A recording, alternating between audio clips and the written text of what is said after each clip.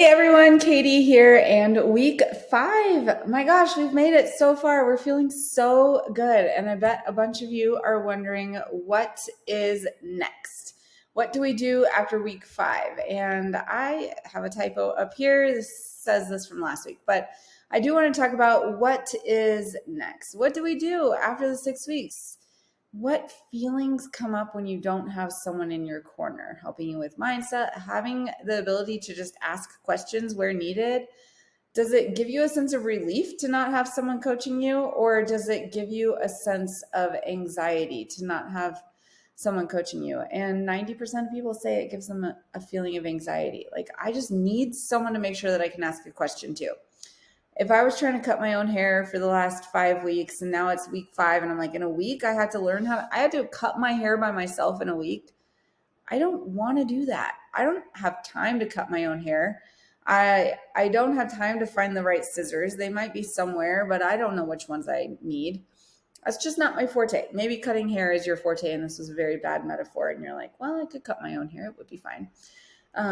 Show me, because if I were to do it, it would just be like chop, and it would be a blunt cut, but I just don't think that's right. That's why I used to do my Barbies, but I heard blunt cuts are in, so I don't know. You could be watching this 2 years from now and blunt cuts are not in, so just disregard that.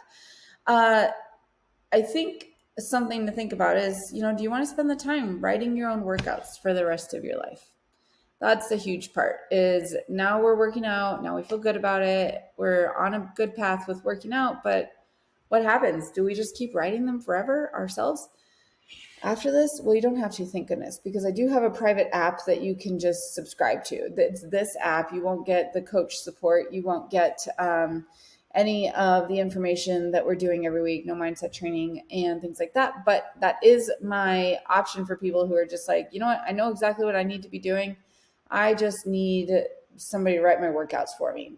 My app subscription you can sign up for, and I'll put a link in here somewhere for you to be able to check that out if you want to.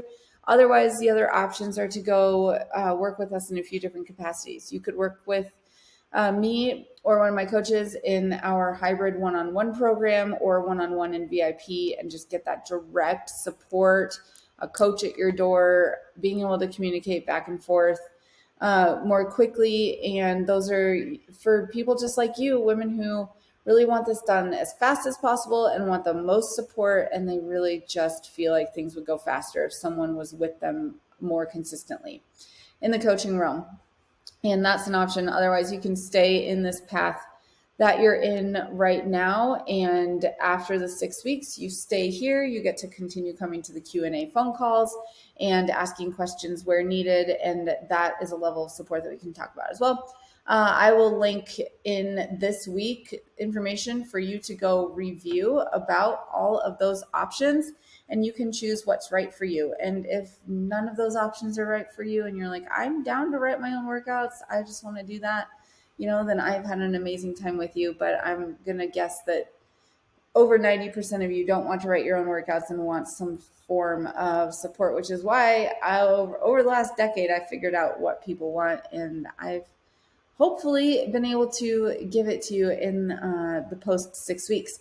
So I just have enjoyed having you here so much, and I hope that you feel like you have a sense of achievement, accomplishment, and you feel like on paper you know what you should be doing now. And don't worry, we still have another 2 weeks, because this is the start of week 5 that you're watching this.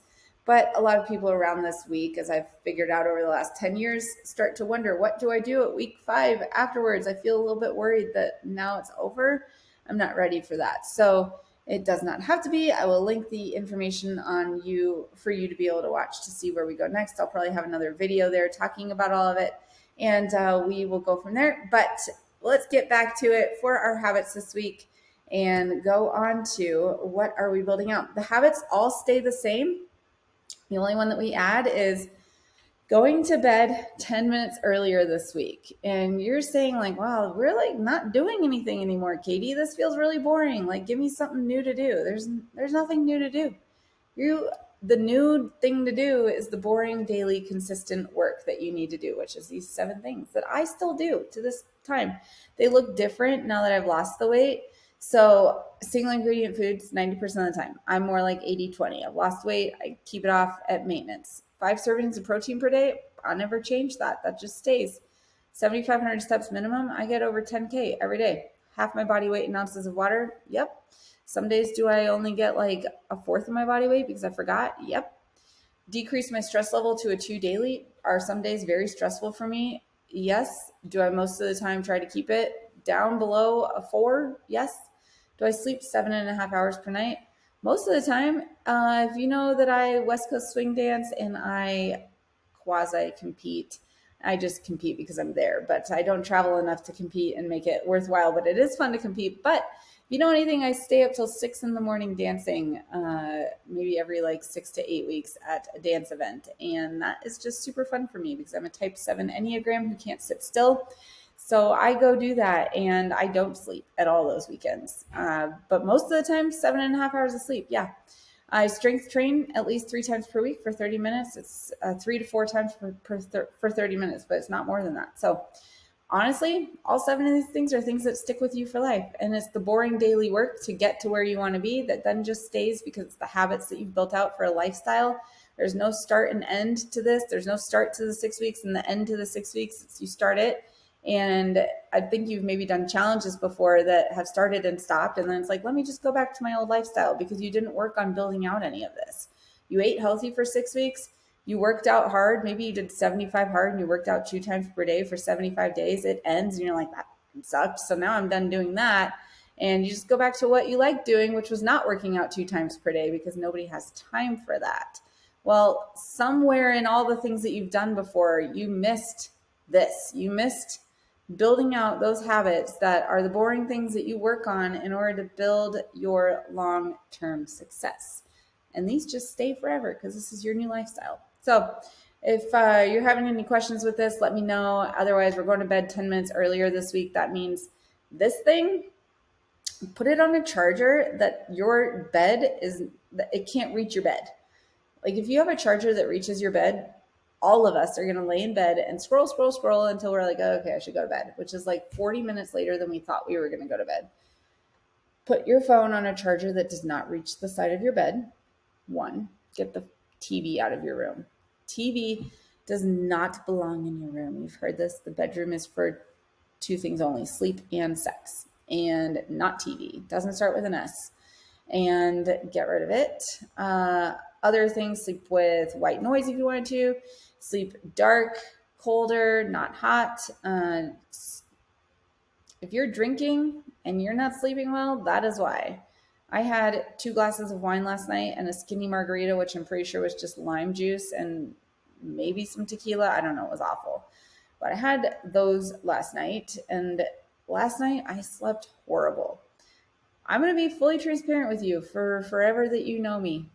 It was awful. Ugh. I was like, no wonder people who drink every night sleep like crap. So stop drinking before nighttime. And that is a different story for a different day because that's something that you may, really need to do some introspective work on. Like, should I be sitting at home drinking? I drink maybe once a month. It was my kid's 7th birthday last night. I was very sad. 7th birthday party. He's 7 on Thursday. It made me sad. And it was a bunch of our adult friends with us. We went to a game place, main event, like Dave & Buster's, the adult Chuck E. Cheese of the world, and it was super fun.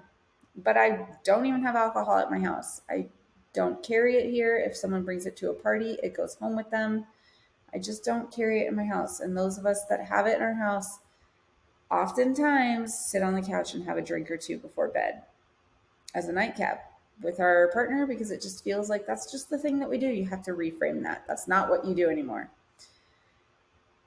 Again, a different story for a different day. Maybe I touch on this at some point just in a better training and we just record it and post it somewhere. So anyway, stay tuned for the mindset training tomorrow. And then I'll see you next week for week 6.